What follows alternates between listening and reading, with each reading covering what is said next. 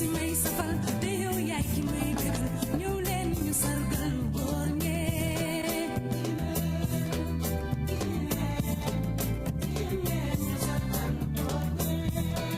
yaay suukar si may safal te yow yaay ki may bégal ñëw leen ñu sargal góor ñee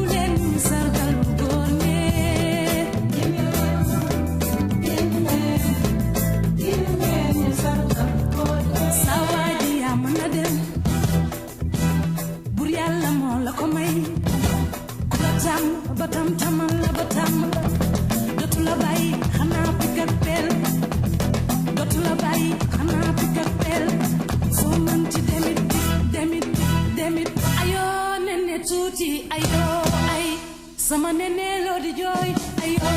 ay ayo nene tuuti ayo ay sama nene bul di jooyo ayo bul di jooyo ayo ay bu dee jooy congolonko mooy li mu bëgg ayo nene tuuti ayo ay sama nene bul di jooyo ayo ay nene tuuti bu dee jooy ndax ko yomb na boo ko xëccee congolonko mooy li mu gënal ayo nene tuuti ayo ay sama nene bul di jooyo ayo ay sama nene lo di jooy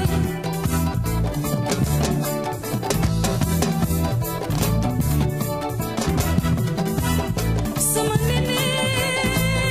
bul di jooy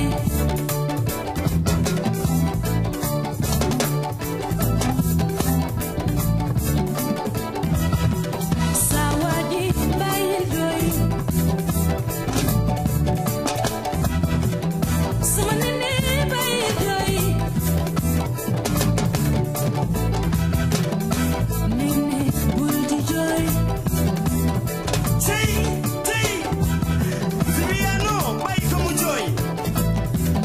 oh bàyyi ko mu jooy jigéen ñi ñun góor ñi ay bébé lañu jig ji ñun góor ñi ay bébé lañu di leen ñu nax di ñu ray ñu ndax ñu ne ngalañ man nee naa ngalañ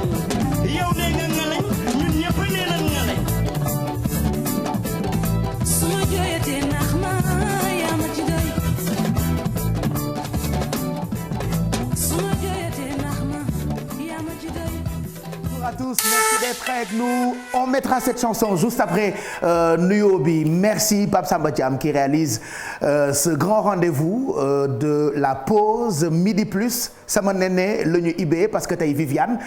fii lay yendu ak ñun en direct ci télévision Futur Média exclusivité la ñu indil ci émission bi am na way bu bees boo xamante ni moom la Viviane décidé jox leen comme cadeau de Noël. On va découvrir ça tout à l'heure ci biir émission bi. Elle est en train de se préparer ci loge yu télévision Futur Média bég naa ci ni ngeen àndee ak ñun bis bi tey tombé na ak jeudi 23 décembre 2021 exactement 11h56 mooy doog a jot donc suba le 24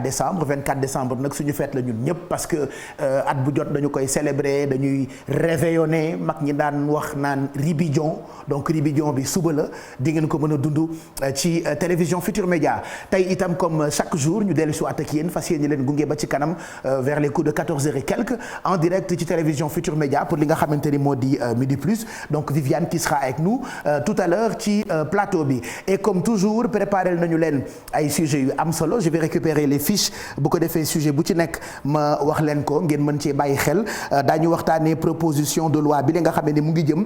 ci criminalisation homosexualité am na gëstu ci ay collectif yu ay député jóg ngir sàmm jikko yi ànd ak ay boromi xam-xam proposition boobule ñoom déposé nañu ko ca bureau bu président assemblée nationale on en parle tout à l'heure ak ki nga xamante ni moo di Lamine Fall alors de plus en plus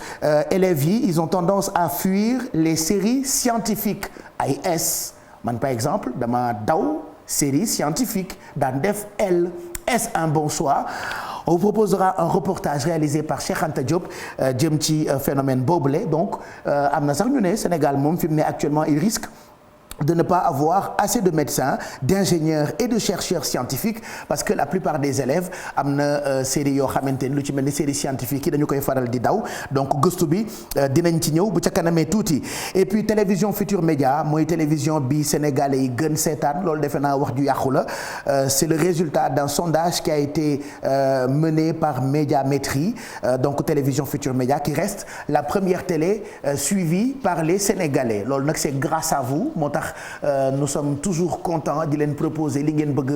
ci wàllu télévision xam ngeen ni programme yu am solo yi lépp rek dañ ci gis suñu bopp ñun ñi koy defar waaye daf ñuy wóor ni itam yéen ñi seetaan tout le temps yéen a ngi ciy gis seen bopp donc c'est pas pour rien télévision Futur Média nekk première télé suivie fii ci Sénégal on vous proposera gëstu bi nga xam ne ni def nañu ko jëm ci sondage boobu la nga xam ne ni ñu ngi ko def ak waa Médiamétrie ñu ngi ànd nag ak ay partenaires yoo xamante ne bis bu jot ñoom ñoo ñuy gunge ci Midi Plus bi bokk na ci Orange d'ailleurs bu ca kanamee daañu jokkoo ak kenn ci kilifa yu Orange ndax xam ngeen ni Sonatel ci boppam lépp lu jëm ci wàllu social lépp lu jëm ci wàllu ndimbal ci ñi nga xamante ni ñooy entreprendre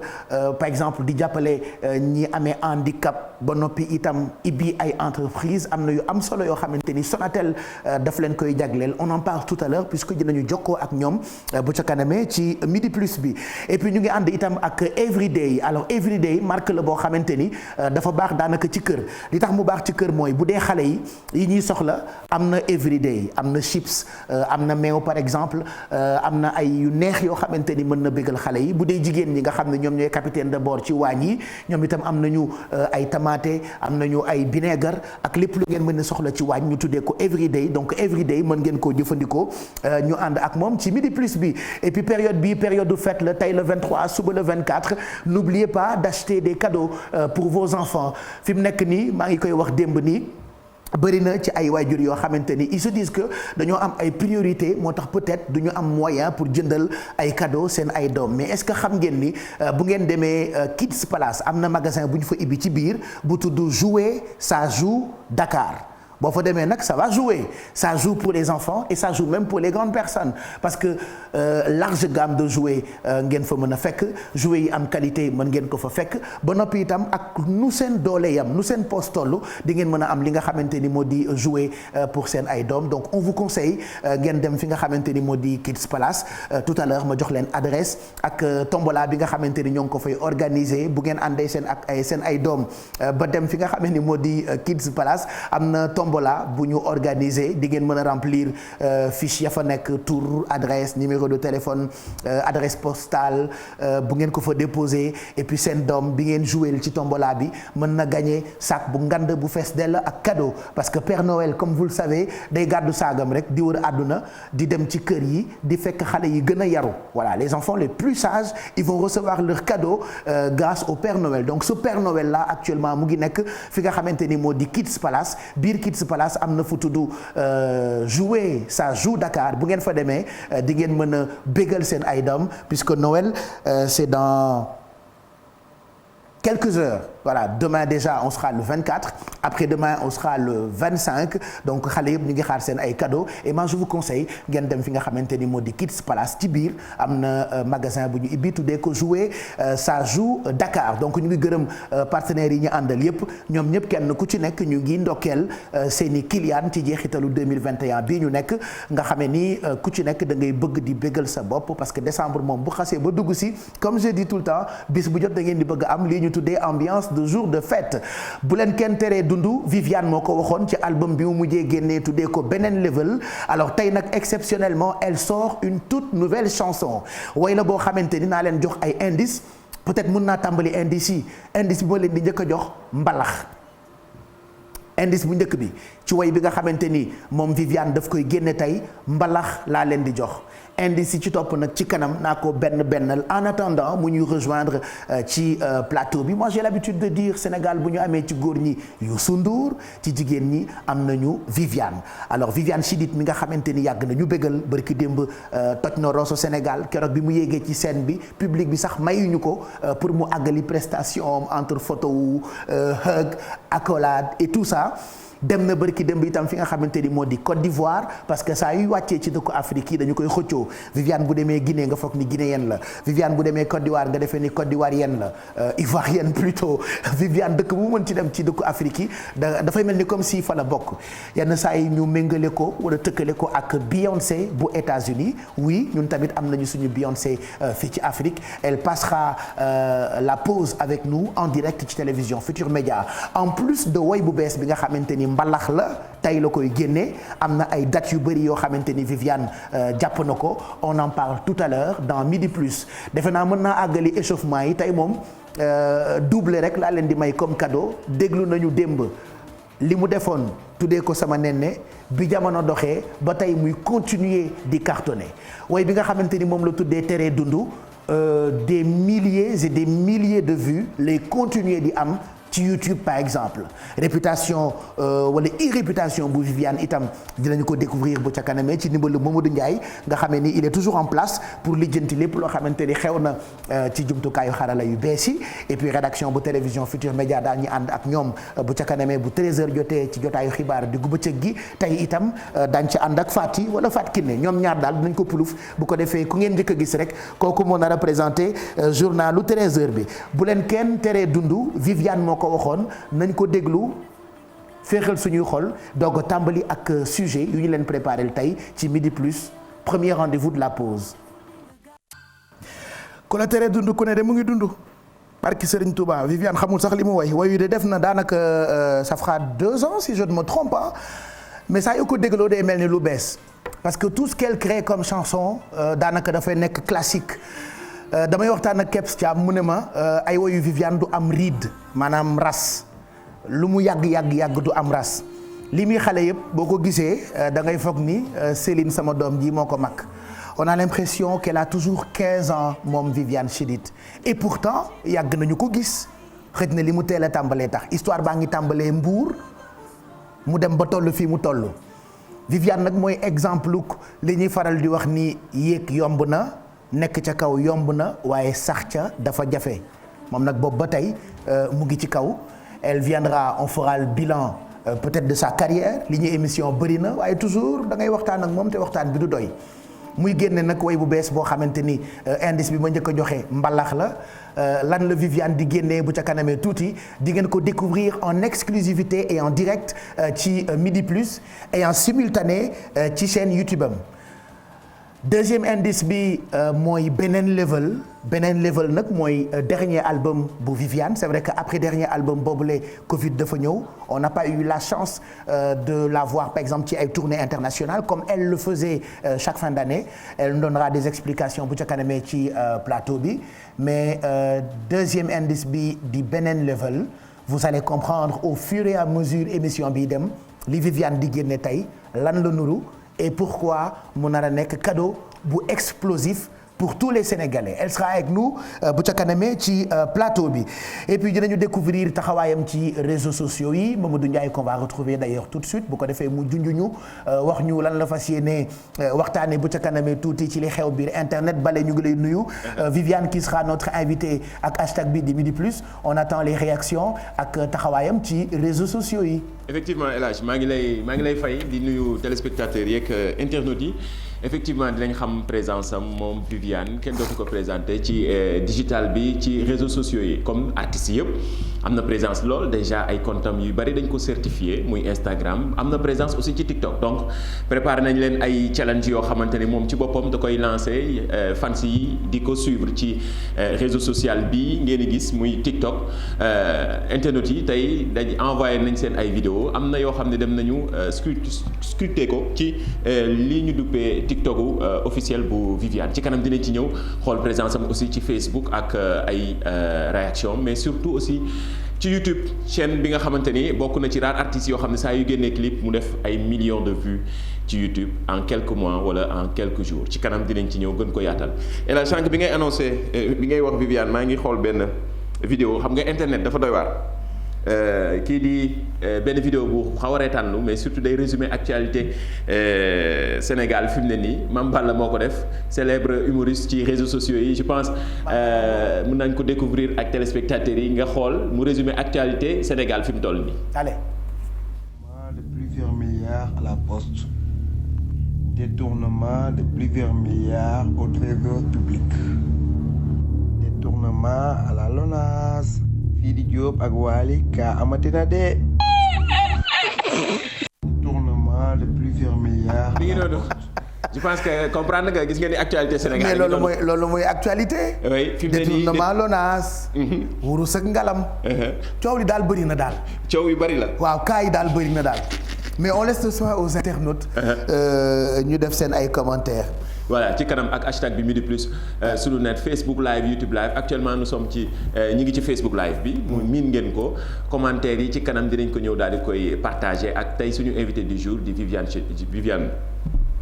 voilà donc à tout à l'heure Mamadou Ndiaye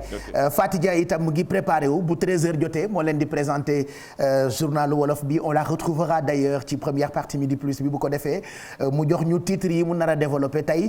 ci journalu wolof bi c'est vrai que Mamadou Ndiaye tënk na léegi ak vidéo boobu nga xamante ni Mame Balla moo ko def mais actualité bi itam bokk na ci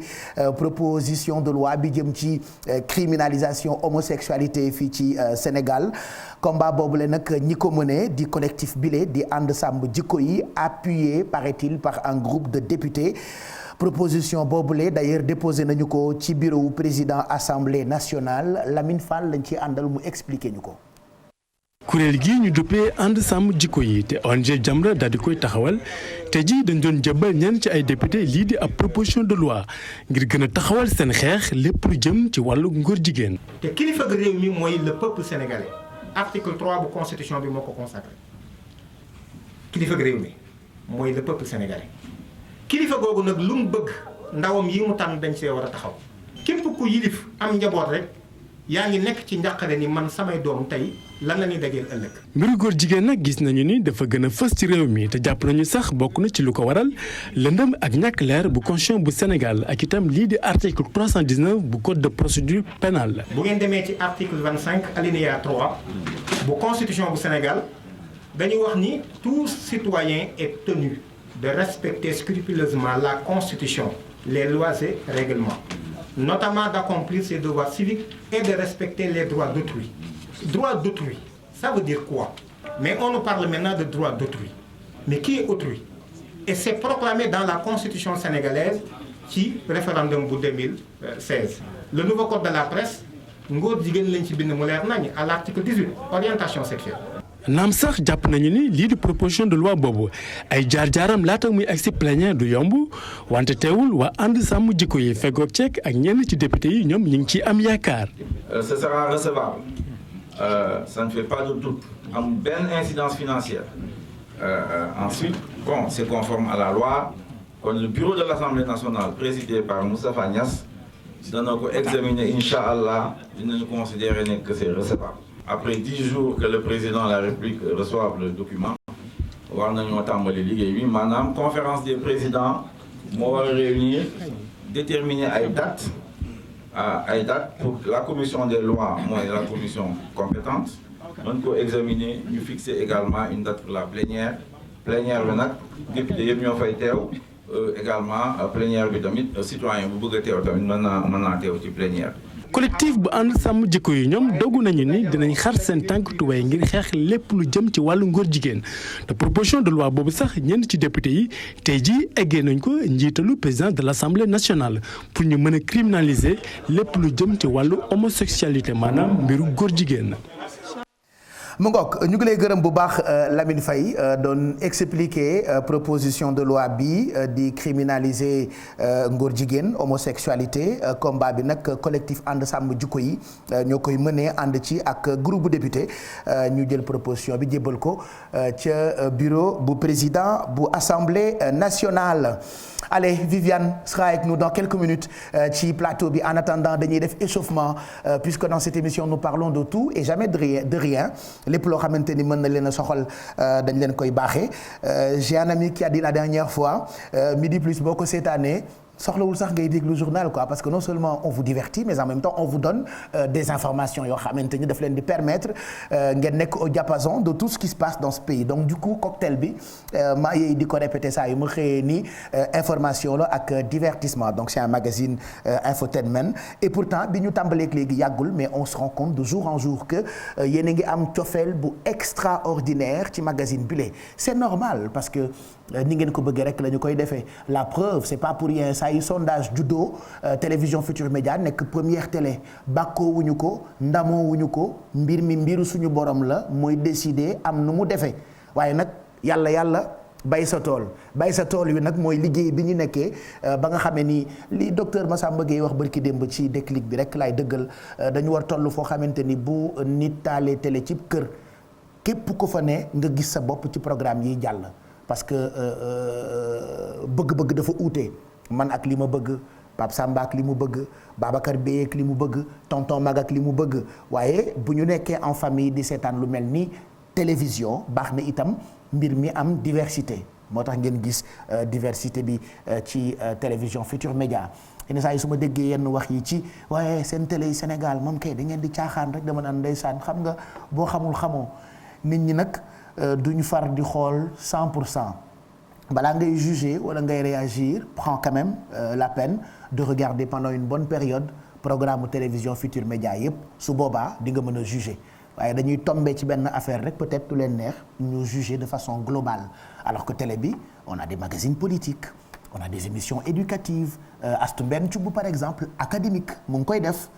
yéen a dàq jàmbat teg leen émission yuy jàngale waaye émission yuy jàngale boo ko tegee ndax di ngeen ko seetaan yàllaa bëgg dëgg oui da ngeen war a def ay émission yoo xamante ni day jàngale waa ndax di ngeen ko seetaan lii kay mooy laaj bi je donnerai pas de leçon waaye itam ab sénégalais la fii laa dëkk di dégg di gis nopp amul kubéer donc baax na itam de temps en temps bu ñu dee commentaire man itam ma sànni ci sama grain de sel on a des émissions de sport Mame Fatou Ndoye elle fait le tour du monde yamul rek Sénégal di def ay plateau sport à la une elle est partie en France il y a pas longtemps avec beaucoup de difficultés mais liggéeyal leen ay entretiens yu exclusifs yoo xamante ni souvent du ngeen ko mën a am ak suñu internationaux yi je pense à Dieynaba Seydou Ba day def émission ci wàllu kër ak dëkkuwaay yéen a ngi koy seetaan tey bu ñu naan divertissement ku ne xam na ni Abba No Stress moo ci number one diggante seetu Sénégal ak Abba Show gis ngeen li ñu leen di proposer ci télévision Futur Média tey bu ñu naan thématique yeete invité ay borom xam-xam ku ne xam na ni Evatra kàppoo la ci saa yu Midi Plus bi jeexee bu toogee ak Mami Diop nga xam ni Mami lu mu wax du ci jaaraat bu nee der nga foog ni maamam moo wax. di joxe ay conseils di joxe ay mbir yu am solo yoo xamante ni di ngeen ci mën a gis seen bopp c'est une belle émission je pense à Jakaarlo tous les vendredis premier magazine du week-end ngeen di ko am ci télévision Futur Média quelle belle émission avec des personnes yoo xamante ni ku ci nekk sa xalaat uute na ak sa xalaatu morom c'est ce qui fait le charme de Jakaarlo par exemple Kouthia Show 18h bu jotee li Kouthia di def c'est comme un journal télévisé il vous donne des informations mais ci façon boo xamante ni da ngay reetaan ba noppi itam xam lii actualité ci bis bi mën naa leen jox beaucoup d'autres exemples yoo xamante ni bis bu jot yéen a ngi koy am ci télévision Futur Média waxaalewu ma sax journalistes yi fi ne di présenter suñu ay éditions Faty Dieng xoolal ni ngeen ko soppee macha allah Fatou Kiné Dem xoolal ni mu yaroo ak ni muy présenter journal ba noppi itam da cee boole tout le temps ay reportages yu am solo jëm ci wàllu wér gu yaram on sensibilise on fait des alertes bis bu jot ci télévision Futur Média ku mel ni Sara Cissé moom ñàkk ko seetaan sax erreur la nee naa ko barki démb français sax boo ko déggul boo taalee télé seen la kenn du bëgg a zapper quand elle présente le journal de 20h écoute voilà elle me rappelle Mignel Barro Seye ou Elisabeth Ndiaye à l'époque ak façon bi muy articuler Léa Soukeyna Ndiaye gawlo bi saa yu ne bonsoir ñëpp kontaan donc gis ngeen diversité boobule nekk ci programme yu télévision Futur Média da leen ciy bàyyi xel et nous autres on fera le maximum pour vous accompagner ci jamono bu mu mënti nekk parce que xam nañu ni télévision Futur Média mooy seen wéttal et puis c'est pas pour rien mu nekk première télé digitale fii ci Sénégal am na sondage boo xamante ni génn na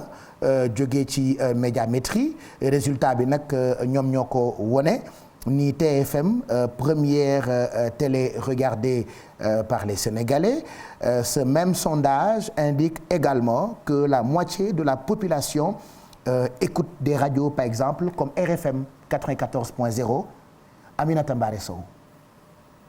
Futur Média jël raw gàddu gi ci ab sondage boo xam ni def nañ ko fii ci Ndakaaru lu ko jëlee 3 octobre jàpp 29 novembre 2021 sondage boobu nag société bi ñuy woowee Médiamétrie ñoo ko amal ñu jàpp ne ñii dëkkee ci Ndakaaru télévision Futur Média la ñu gën a seetaan ndaxte juróom-ñaar ci fukk yoo interrogé nee na ñu seetaan nañu télé waaye télé bu ñu seetaan mooy télévision Futur Média maanaam ñetti télévision yi jiitu TFM moom lañ ci gën a seetaan soit 47,3%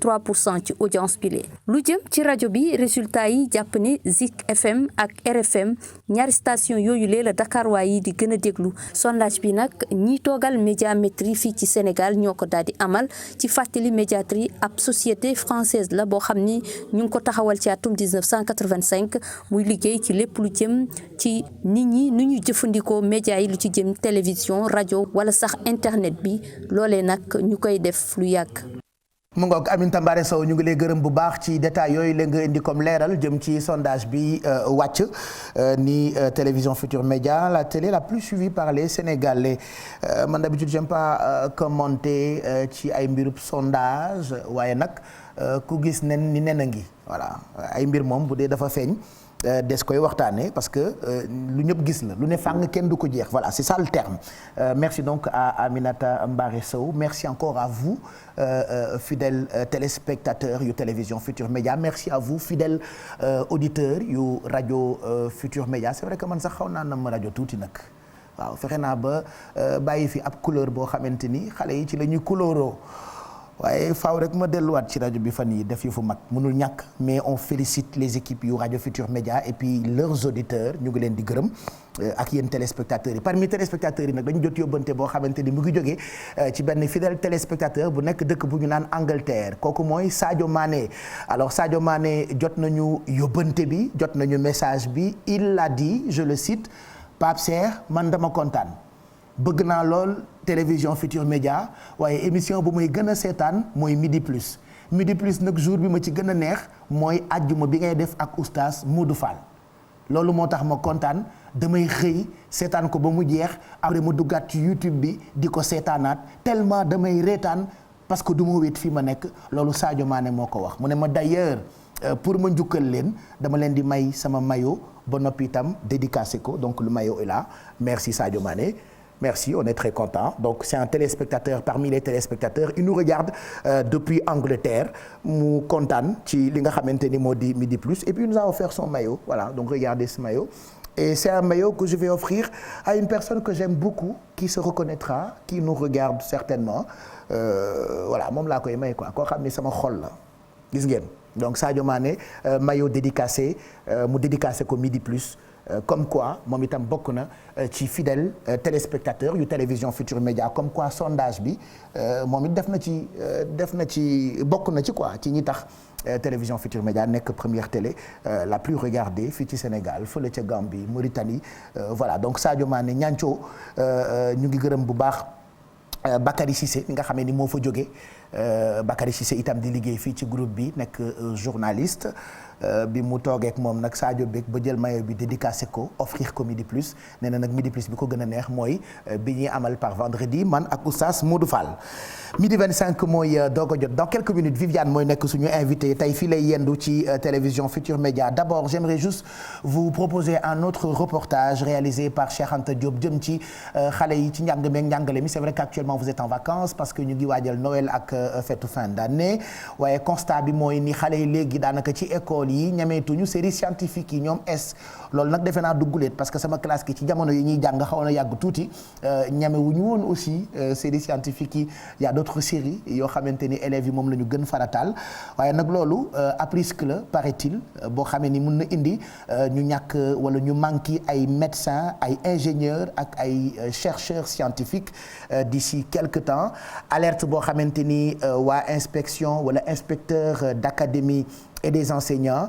ñoom ñoo ko def ñu ngi doon xalaat nag indi ay saafara ci problématique boobu ci teewaayu Cheikh Anta Diop.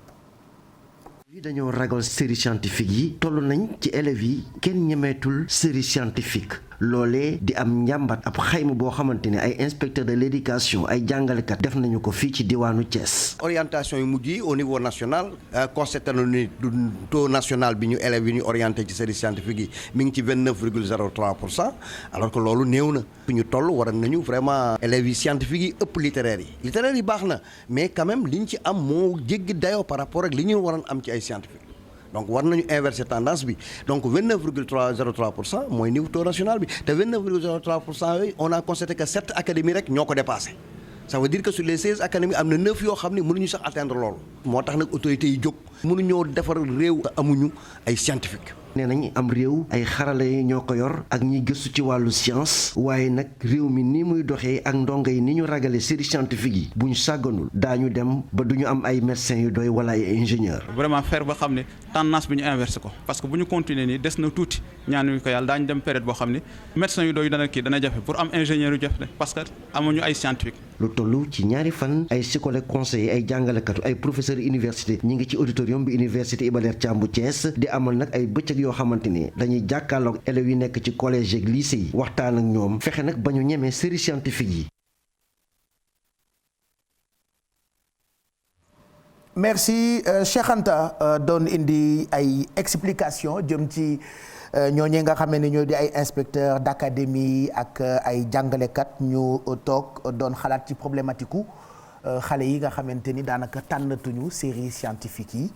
bu ñu moytuwul fileek jëmmi jamono Sénégal dina manqué ay médecins ay ingénieurs ay chercheurs scientifiques voilà yàlla baax na on espère que sunu doom yi dinañu gën farlu ci série yooyu la voilà jàng moom dafa xaw a metti boo ci tollee rek def ko obligatoirement bu ko defee boo màggee mu mën laa jëriñ merci donc à Cheikh Anta Diop je regarde encore l'heure midi 28 ba ngeen ma joxaat leen indice ci Viviane li muy génne tey ñoo koy découvrir ndoo d'ailleurs elle sera sur le plateau deuxième indice bi laa leen bëggoon woon léegi nii ci ndimbalu Pape Samba Thiam regardez ça vous rappelle quoi Casa di Papel voilà Casa de Papel ou Casa di Papel.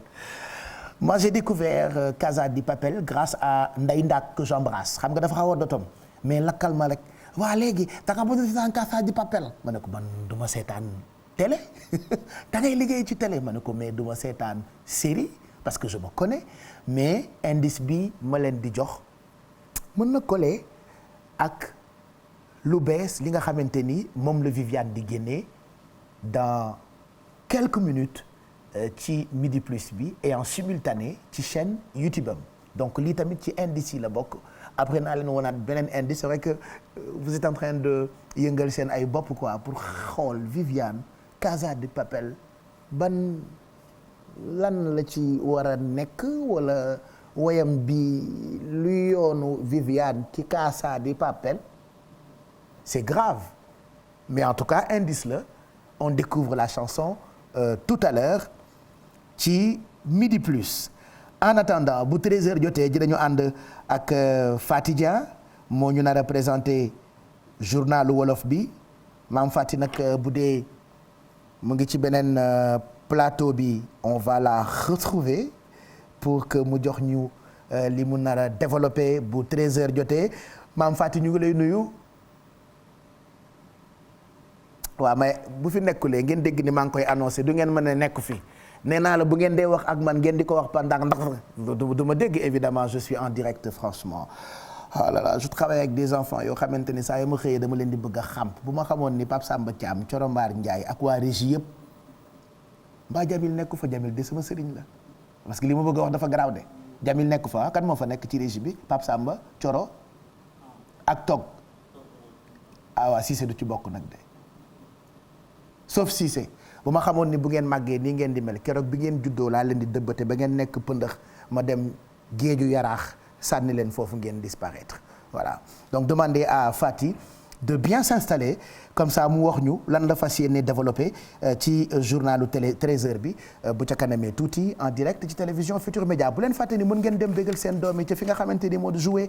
ça joue Dakar magasin la bu nekk biir Kids Palace defe naa xam ngeen Kids Palace de suma juumul parce que boobu ba tey ñu ngi leen di wan fi mu nekk mu ngi nekk fële boori EMG et que adresse bi zone de captage la côté EMG je l'ai dit tantôt seen numéro de téléphone di 76 223 34 37 wala 33 825 85 84 faites plaisir à vos enfants waaye ngir yàlla maa leen ko ñaan jusqu'au 25 décembre am na tombola bu fay am c'est-à-dire bu ngeen jëndee jouer ba pare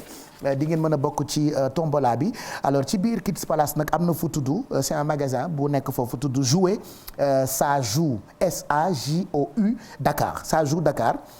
mooy magasin bu bees bi nga xamante ni c'est un magasin de jouets et jeux pour enfants qui vient tout récemment d'ouvrir ses portes au Kids Palace voilà Kids Palace nag xam ngeen ni c'est l'un des plus grands centres commerciaux yu nekk fii ci Dakar mbaa xam ngeen ne Kids Palace lépp lay jaay xam nga Kids bee tax ñu bëri foog ni ay yëfi xale rek lay jaay waaye dañuy jaay chambre à coucher dañuy jaay ay meubles wallaay mën naa sàcc wax leen lal bi may fanaan noonu mu nooyee nepp Kids Palace gii laa ko jëndee. billaahi gëmuloo ma sama lal fu nooyee noonu lal bu nooyee noonu mosuma koo gis yow tam lal bu nooy nepp donc mën ngeen dem Kids Palace au-delà de seen doom yi ngeen war bégal bu ngeen bëggee bégal seen bopp itam mën ngeen fa dem et puis vous aurez vraiment li ngeen soxla donc actuellement am na magasin de jouets bu fa ibbi tudd jouer ça joue Dakar donc plus de 3000 références de jouets et jeux de qualité et de grandes marques chez nous au Kids Palace biir jouer ça joue Dakar donc mu ngi nekk biir Kids Palace les grandes tendances de cette année pour Noël ah mën ngeen ko fekk jouer ça joue Dakar Barbie Lego Playmobil Fisher voilà jouer xale yëpp quoi mën ngeen ko fekk fi nga xamante ni moo di jouer ça joue Dakar mu ngi nekk biir Kids Palace. Maam Faty ñu ngi lay nuyu béggati ci teewaay bi ci plateau boobu la nga ne sori nga ma waaye jege nga ma ci kanam dinañu ànd ak yow bu 13h jotee ci jotaayu xibaaru diggu bëccëg gi xam naa ni musóori moom chaque jour ak couleur am. Marie Claire yaa Pape Cheikh yaa ko wax de. En tout cas c'est très joli et puis da nga lancé tendance boo xamante ni man actuellement jigéen bu ma gis day Marie Claire yaa mun a lancé tendance nag jigéenu TFM ñooy lanceuse de tendance nag. Et puis tu es tellement jolie macha allah je touche du bois. Merci Pape. neex a xool dafa am solo waaye taal sa télé rek yam ci ku mel ni kan sa xaar ma xool kan laa gën a yab ci kër gi Faty may ma rek ma réfléchir. waaw may naa la. taal sa télé rek yam ci ku mel ni kan laa gën a yab ci kër gi kan laa fi gën a yab Aïssatou Diop Fall c'est mon amour sama xuloo waale la mais c'est mon amour moom dinaa ko épargner mais imagine nga taal sa télé rek kan oh. waay bëgg naa tooñ de ki ma bëgg a tooñ laay seet nii Fatim mais je trouve pas son nom peut-être boo paree titre yi dinaa am tur koo xamante ni mën naa koo tooñ. bokk na ci li nga fas yéene yaatal ca kanam. coowal passeport diplomatique. c'est ça Pape Cheikh coowal passeport diplomatique ak jëwriñ bu ñu dénk wàllum yoon Maître Malick Sall moom ne rek mbir meek fa mu mujjee ku ko gis xam ne réewum Sénégal ci boppam réew la mu moom boppam waaye itam yoon ngeen baal ma moom na boppam ci réew mi loolee le Maître Malick Sall gisee mu ne sax nag itam lépp loo xam ne rek warees na ca cëpp liggéey moom yoon ci boppam dina ko def lu jëm itam Pape Cheikh ci wàllum góor jigéen fii ci Sénégal ñu ne proposition de loi boobu nga xam ne dañu ko bëgg a def rek ngir fexe daal ba ñi nga xamante ne si ñoom la ñuy jiiñ yooyee ñu mën leen a teg loxo caabi fete leen ginnaaw dalee ko juróom jàppi fukki at su ko laajee ñenn nag ci askan wi ànd nañ ci waaye itam loolu ñu naan communauté LGBT ñoom ñaawlu nañ ko du ci mën a am daal fii ci mbeddu Ndakaaru yi Alxasan Ba am na ñu ci taseel Habib Faye pardon am na ñu ci taseel ak Mar Dieng tàggat yaram daañu ci dellu siwaat ak Cheikh Tidiane li ci yéen kaay yi Mamadou Mouhamed Ndiaye Pape ma delloo la lenge yi dik la daje fii ak lu yées fanweeri simili bu ko defee ñu mën a faram fàccee. incha allah à tout à l'heure tey ku defar li nga sol. Fimo. ah yow ñi la ñawal bëri na de man de foogoon naa ni ca taatu rek nga yam yaa ngi bëgg a mel ni naata de parce que naata amul benn fidélité ci maam Badiane moom saa yu xëyee ak ku koy ñawal foogoon naa ni te taatu nga yam mais nee nga Simon la tudd wala. waaw Simon. waaw Simon bii rap. Fimo. ah Fimo. waaw elle est très belle la tenue. merci beaucoup je pense qu'on donnera adresse ki ko defar ci sa réseau yi. inchallah merci Pape ci Facebook et Twitter merci beaucoup Fatou. donc bu 13h jotee ñu ànd ak yow ci journalu wolof bi. j'aimerais qu'on parle d'abord balaa Viviane di ñu fekk si ci plateau bi ak sunu xarit boo xamante ni dañu koy fekk bureau jokkoo ak moom. mu ngi nekk fi nga xamante ni moo di Sonatel xam ngeen ne nag Sonatel dafa am engagement boo xamante ni mu ngi jëm ci li ñu tuddee inclusion sociale dafa marqué nag ay initiatives yu bëri yoo xamante ni ñoom ñoo ngi koy def ci wàllu responsabilité sociétale d'entreprise moo taxoon ñu bëggoon jokkook ki nga xamante ni moo di madame Mariama Ba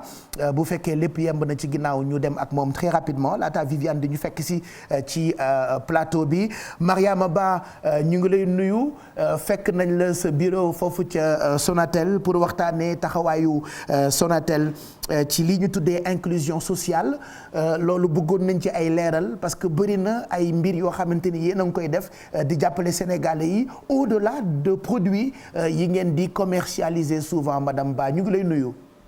asalaamaaleykum Pape Cheikh Diallo man maa ngi tudd madame Diakhaté Mame Maimouna Ndiaye. donc man maay yaayu Mariama Dia dafa nekk benn xale boo xam ne dafa am à laago mais dafa nekk entrepreneur. d'accord. donc tey jii Sonatel invité ñu fii si benn foire boo xam ne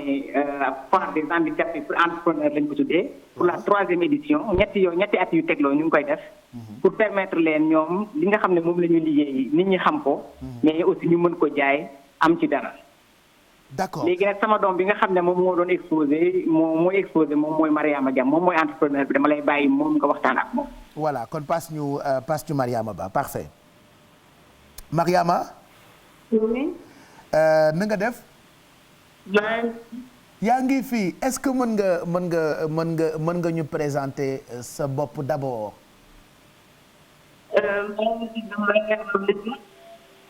man benn je suis né avec mon titre de départ. Je suis transformé en des produits locaux. Moi, entité bu tudd Yenni Food. Mariama Ba dégguñu ko bu baax. Donc peut-être que c'est un problème avec le réseau ou bien. Donc mu ngi expliquer donc contexte bi moo tax waa Sonatel actuellement di poursuivre seen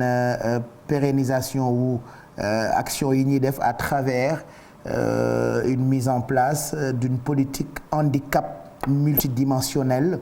afin de pouvoir adresser plusieurs populations de personnes en situation de handicap sur diverses formes. C'est vrai que ñi amee laago souvent ñu recevoir leen ci suñu ay tranches de vie yu ñuy amal ci Midi Plus bi seeni jafe-jafe bëri bokk na ci seeni jumtukaay bokk na ci accessibilité ci yenn bërëb yi duñu ko mën donc yooyu yëpp ay combat la yu Sonatel di mener ci wàllu responsabilité sociétale d'entreprise di jàppale ay handicap yoo xamante ni par exemple dañuy ibbi wala di créer seeni entreprise ñu tuddee ko handi entrepreneur mais aussi ay artisans góor comme jigéen diggante Mbacké Kajoor ak ay villages yu ko wër en collaboration ak ONG ou villageois yi di Ndéem lancement officiel u plateforme bi nag ñu ngi ko prévoiroon 22 décembre bi passé en même temps ñu bëri demoon fi nga xamante ni moo di siège bu Sonatel alors je sais pas ndax Mariama Ba moo nekk ci ligne bi wala yaayam mais ñu jokkoowaat ak ñoom bu ko defee ñu expliquer ñu taxawaayu Sonatel ak lii nga xam ni jël nañ ko comme engagement jëm ci wàllu inclusion sociale donc ay initiative yoo xamante ni am na impact bu am solo Mariama Ba ñu ngi lay déglu ñu bàyyi la nga continuer parce que man je maîtrise pas ton histoire malheureusement j'aurais bien aimé maîtriser ton histoire pour pouvoir expliquer ça aux téléspectateurs bon c'est pas grave ñu bàyyi la nga àggali waaw ko kan la yaayu Mariama waaw man la yaayu Mariama voilà mais affaire bi nu mu demee yow da ngay liggéey Sonatel wala liggéeyuloo Sonatel man damay liggéey Sonatel mais sama doom moom mooy entrepreneur. d'accord moom dafa amee laago. waaw dafa amee laago bi mu nekkee xale dafa am une infirmité motrice cérébrale. moom ban handicap la am sa doom Mariama. handicap bi ñu ngi tudd infirmité motrice cérébrale. d'accord da koy tere wax tere ko dox ak yooyu. da koy tere wax tere ko dox ak yooyu. waaw waaw xam nga handicap boobu la jàppee dina jàpp sa cër yëpp dina jàpp loxo yi dina jàpp tànk yi mais nag sant yàlla bu baax parce que aussi. li may liggéey Sonatel tax na prise en charge boobu mu mën ko ci faj ba nëgëni si mu jàng ba def formation ba mën a taxawal une entreprise boo xam ne ci lay yëngu jamono ji parfait lan mooy taxawaayu Sonatel ci moom ba mu créer entreprise am ba entreprise bi mën a dem ak entreprise bi Mariama créé ci lan lay yëngu waaw léegi jërëjëf Pape Cheikh léegi taxawaayu Sonatel ci moom mooy déjà prise en charge bi médicale bi nga xam ne parce que ku xam handicap xam ne dafa ànd ak faj dëgg la te faj boobu yombal nañ ma ko ba nga xam ni tey jii 22 ans après. mu mën a taxaw ba mën a liggéey dara. engagement Sonatel nag côté boobu dama koy rafetlu. parce que boobu ba léegi seen suñu direction des ressources suñu direction dafa taxaw ci inclusion. dafa taxaw ci fësal lépp li nga xam ne handicap yi dañ koy liggéey. moo waral ñuy organiser ay foire.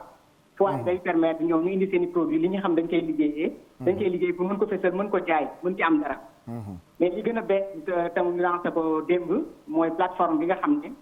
c'est la ñu ngi ko tuddee plateforme entrepreneur. plateforme entrepreneur boobu dafa mel ni ay boutiques yoo xam ne ku ci nekk ses produits da nga ko ci def. fu may toll rek mën nga commander mën nga xool li nga bëgg nga commander ko. jënd ko fay ko ñu livrer la ko.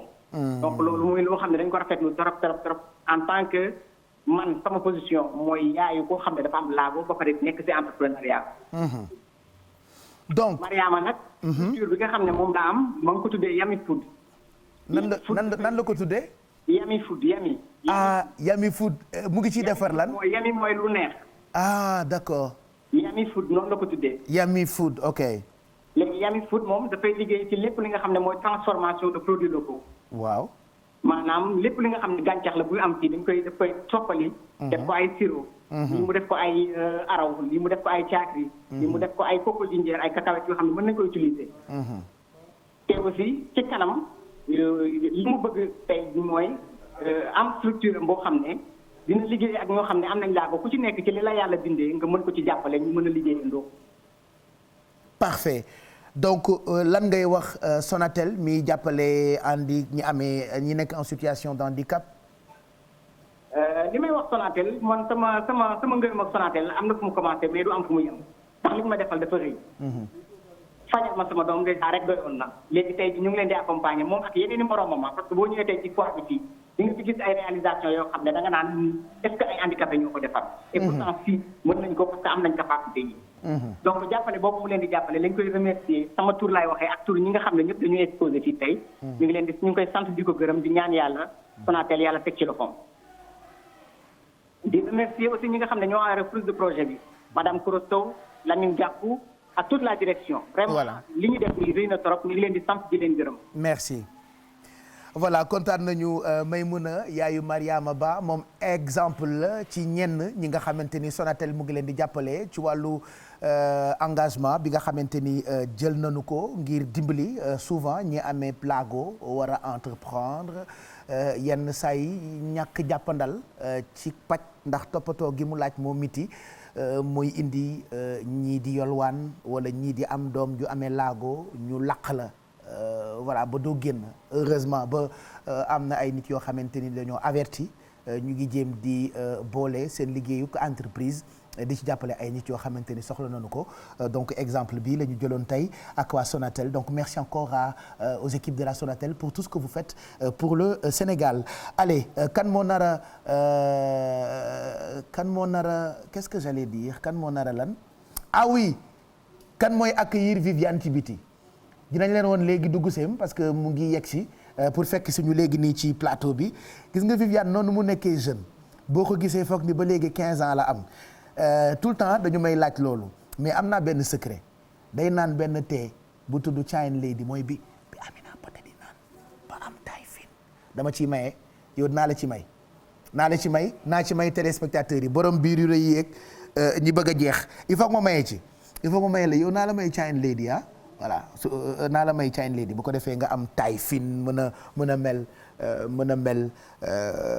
a yore taille Viviane quoi voilà mën a mel comme Viviane toujours on me pose cette question mais moom xale la wala mag la man leen 15 ans de la am daf ko fa bloqué parce que am nga droit nag at bi la neex nga yemale ko fa man fi mu ne nii yemale naa sama bopp 65 ans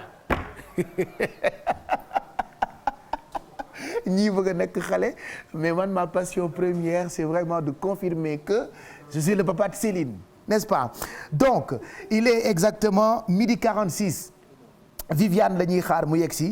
ci plateau bi en attendant fan yële jot nañu ko fi defal ab sargal ci télévision Futur Média émission boobu la nga xam ne ni DJ Awadi le vieux père moo koy amal ci télévision Futur Média mu ngi préparer d'ailleurs saison bu bees avec vraiment ces grands artistes donc il y a beaucoup de bruit ci ginnaaw bruit bi ci ginnaaw yëpp xam naa Kouthia ko indi Kouthia démb moo accueillir Wally Seck tey itam moo accueillir Viviane on va vous montrer dans quelques minutes dugg seem en direct ci télévision Futur Média je sais pas si vous entendez li may dégg mais en tout cas bruit baa ngi bëri ci biti voilà donc Viviane donc va nous rejoindre dans quelques minutes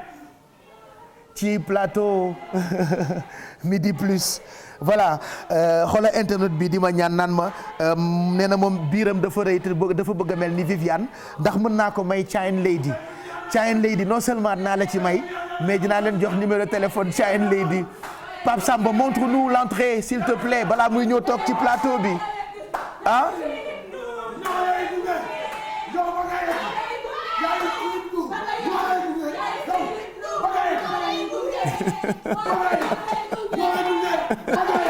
waaw waaw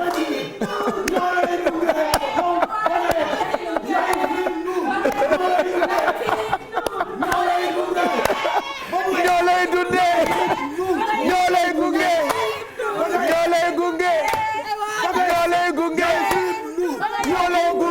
ba nga yegg si ñoo koy gunge ba mu yegg si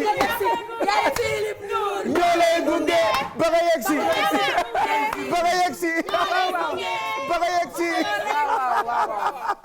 merci beaucoup merci Ndeye Faye merci Taïfine merci Kouthia démb ba tey nag mooy accueillir gan yi nga xamante ni ñoo ñuy seet si ci télévision Futur Média Viviane lay bàyyi mu installé wu c'est vrai que jotul am temps sax dem ci loge yu télévision Futur Média ñu bëgg lool nag ci teewaayam bu ngeen bëggee ma tegaatal leen beneen indice balaa ñu koy nuyu le temps qu'elle se prépare ñu defaraat affaire yi branché waat ñoom seen ñu wanaat leen beneen indice dañ leen di wanaat beneen indice boo xamee ni dina méngoo ak li Viviane di génne dans quelques minutes en direct ci télévision Futur Média et en simultané ci chaîne YouTube am lii itam mooy Squid Game war naa leen léegi Casa de Papel. Pourquoi Casa de Papel loolu indice la ci exclusivité bi Viviane indi tey. Deuxième indice, c'est ce que vous entendez. 1, 2, 3 soleil. Squid Game. Pourquoi Squid Game bi war a nekk forcément indice pour li Viviane di waaj a génne Sénégal yëpp di ko découvrir ndoo en direct ci Midi Plus et en simultané ci chaîne YouTube am. Donc bii tamit beneen indice la bu bokkul ba tey ak Casa de Papel bii mooy Squid Game 1, 2, 3 soleil la ko ñenn ñi tuddee bokk na ci indice yi ñu wanaat leen beneen indice. Ça c'était en 1994 au début des années 90 ci la Viviane tàmbali def tour du monde keroog maa ngi seetaan ay archives yoo xamante ni 90 Viviane mu ngi nekkoon Brésil. La question que je me suis posée mooy ñun màgg nañu bay tukki waaye ndeke ci yi ñu ne yëpp mu xew moom bi mu ciy ne du tey bii ngeen di gis bokk na aussi ci indice yi ñu leen di jox en attendant ñuy découvrir lan la Viviane indil waa Sénégal. Viviane ñu ngi lay nuyu kontaan nañu ci teewaay bi tey ci Midi Plus. C'est vrai que ñëw bi dafa tàng quoi. Ah oui mais Pape dama egsi niñ ma teeroo dafa neex. mais noonu nga toll. mais dafa neex xam nga délégation bi mbaboor gi vraiment li neex naa. ah maa ngi remercier Kouthia ak délégation soo bëggee ñu tollanti ko léegi woowaat Kouthia mu ñëwaat. non baax na baax na fi def moom léegi ñu waxtaan rek ah. waaw di la nuyu nag Pape. ñu ngi lay fay. di kontaan trop jàkkaarloo waat ak yow xam nga man plaisir la su may jàkkaarloo ak yow di nuyu ñi seetaan TFM yëpp. di nuyu borom kër gi. sama mag Youssou. di nuyu ñu fi nekk ñëpp nag. di wax ne kontaanaat naa rek. mais en tout cas ñun ñoo gën a kontaan saa yu ñu la gisee kontaan saa yu ñu la gisee bég la waykat ba ne woon su ma la gisee ree su ma la gisul jooy. loolu triste na. je suis tellement content espérant que li ma la bëgg laaj yëpp dinaa la ko laaj. On va permettre aussi aux téléspectateurs ñu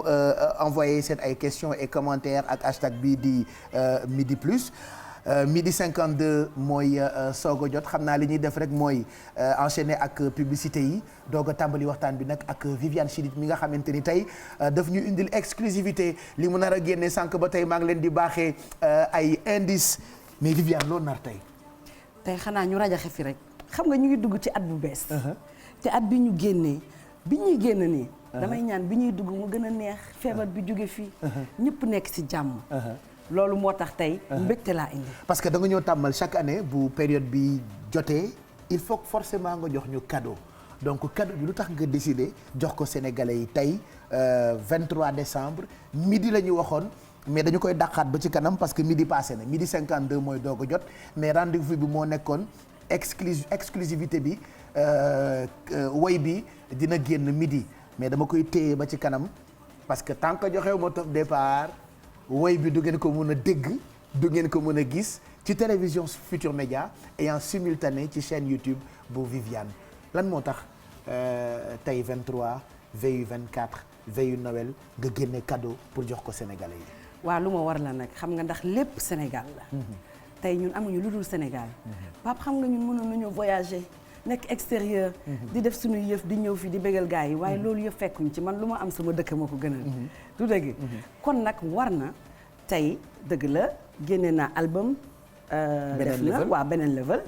waaye bii mënuma toog daal at bi jeex te du ma jox gars yi cadeau loolu lu ma war la sama warugar rek sa devoir la ak ñoom quoi waaw et puis da nga yàgg ak sénégalais yi parmi indices yi may joxe depuis sànq dugal naa benn photo boo xamante ni 1994 la woon sànq maa ngi wax ni bi may préparer émission bi xool naa archives yi ma gis ba gis au début année 90 yi nga nekk xale bu ndaw yaa ngi ci seenu Brésil jógee Brésil ma gis la ci scène yooyu dajale chef d'État yi ànd ak Youssou Ndour ak Super Étoile après je me suis dit Viviane ndekete da nga teel a def tour du monde c'est-à-dire da nga def yëpp toog. dëgg la Pape macha allah nag dama koy sant yàlla rek. ndax liñ naan ne bëreet rek. dugg ci cour des grands. xam nga loolu dafa sant yàlla la. ndax dëgg la bu ma koy wax sax répétition lay doon. variété jàppal bàyyil waaye ñëw rek salaamaaleykum nekk xale bu ndaw. nekk benn jigéen. ci sa ay grands frères. liggéey ñu wan la yoon bi fi ngay jaar nga am ci expérience taxaw ci scène yu mag yi gis star yu mag yi nga doon rêver vraiment voyager def tour du monde ànd ak Youssou rek nag sama voyage bu njëkk moom laa njëkk a àndal maag moom kese yéen ñaar kese ñu def promo 7 seconds voilà parce que Youssou mu ngi ko woyoon ak Néné Chéri c'est vrai que woyaat na ko encore ak yeneen star woye na ko ak yow woy na ko ak ñeneen ak ñu bëri ndaanaan yu bëri mais bi woy boobu doog a génn yow lañ doon gis ci wetu Youssou waaw nekk benn ci kii boy yooyu waaw donc voilà mooy li may wax rek sant yàlla rek sant yàlla ndax am naa ci expérience bu bëri vraiment xam naa daal fi may jaar macha allah ndax ñoom. après bi ñu demee ba quelques années nag nga commencé sa carrière solo maa ngi wax sànq bi may nuyoo nii yéeg ne ca kaw yomb na mais sax ci moo jafe c'est-à-dire boobu ba tey macha allah je touche du bois yaa ngi ci kaw rek toujours yaa ngi maintenir le cap lu ne xew na fi lu ne bees na fi génération bu ne ñëw na mais toujours yaa ngi toog. ci niveau boobu nga nekk. lan mooy secret Viviane. waaw parce que carrière bu am li xale yi di wax am jom am fula. ndax loo gis rek liñ naan loo doonul taalibe mënoo doon sëriñam. donc tey li ma la wax rek fi ma jaar tey. mënumaa fexe lu dul di génne musique yu neex. xool li nga xamante ni bu génnee dina neex askan wi. ma jox leen ko. te toujours yaa ngi jéem a xool qualité quoi genre musical bii ñu xewal ñëpp d'accord ni Viviane moo ko indi Sénégal ba ñëpp na ci ndekete du léegi rek nga commencé def genre musical boobu parce que wax nga ko ci variété nga njëkkee après commencé ànd ak Youssou Ndour ak Super Étoile doo ko tàmbali sa carrière solo mais on s'est rendu compte que depuis sa ay premier album toujours da ngay indi beat universel bi. donc yii ñu xewal te nga dugal ko fi Sénégal ci genre musical. lu yàgg ci yow la. dafa nekk si man en fait. Pape man bi ma nekkee xale sax bu ñu ma nee ndax da ngay mbalax ma ne leen non du ma mbalax. bu ñu ma nee non j'aime pas le mbalax. di stylé ndekete fa laay teeree donc musique dafa doy waar. musique dafa doy waar parce que boo xasee ba dugg ci biir rek. lu nekk ngay bëgg a ñam.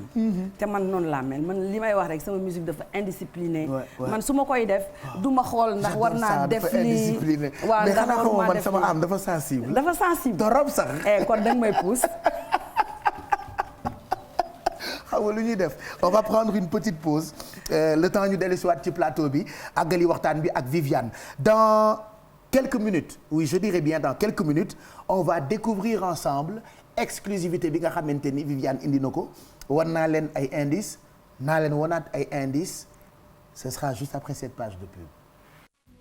pub.